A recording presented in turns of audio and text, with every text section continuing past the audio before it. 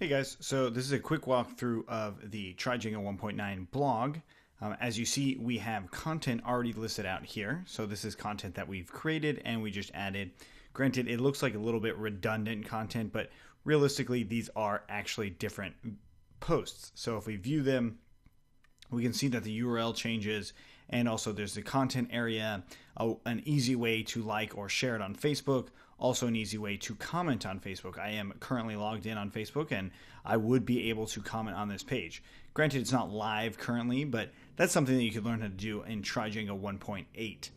Now, if we take a look at our search function here, it's a very simple search function, but it actually allows us to do all sorts of things. So if I search Justin, as in the author, it doesn't seem like anything happens, but it does actually narrow the results. Even more so if I said content, it's going to narrow the results even more. So anything that relates to content, so in the title, in the description, it actually shows things that are related to that. And it's shareable, so it's using this Q lookup that we actually are able to share each and every content. So if I went to go to create a post, I would see I get this page not found error. And this is only because I'm not actually logged in as the admin. So let's go ahead and log in as the admin, and it's going to be under jmitch, and it's the password for the purposes of learning is just try Django 19.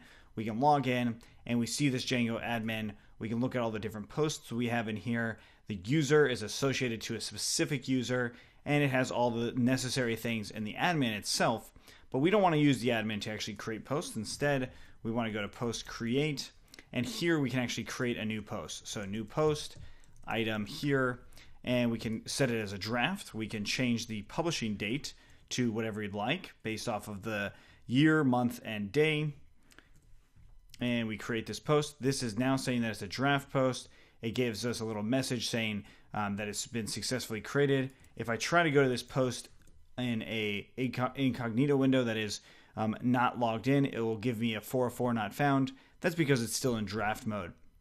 So if I wanted to change it from draft mode and change it to be published and put it in the past, as in it's already been published, I can go ahead and do that again, and now I can actually see that post.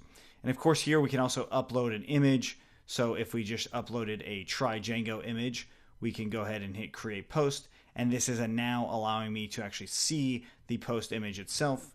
So I go back in here, and here we go. We have that new actual post there, and it's working. So there's a lot of things that we actually go over as far as building this. Of course, a walkthrough can't show you everything that we actually do when we go through building this completely, but the main part here is we actually do implement Bootstrap. Bootstrap is a front-end framework, so getbootstrap.com. We actually do implement this.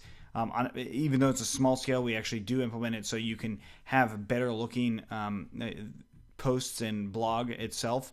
And then the other thing is, if you need reference code, that is the code that you're going to be writing here, it's going to be on our GitHub. So github.com/codingforentrepreneurs. And looking in the repositories, you're going to look for Try Django 1.9, and this is all of the code here. So this is rather important, actually, is if you ever get stuck building any part of this site, you would come in here and just click on the video itself. So the first video that has lecture code is versions and install. But let's say, for instance, you're on lecture 14, Django templates. So at the very end of lecture 14, we actually send this code up here, and it will, looks like we have a little issue, but we will actually send this code up here, and you'll be able to click on each individual piece and actually see the code that's related to that actual lecture. So that's it for the walkthrough and a little bit about GitHub. Granted, this seems very simple, and that's because once we actually finish it, you'll see how easy it was actually to build it and how simple it really is to build something like this.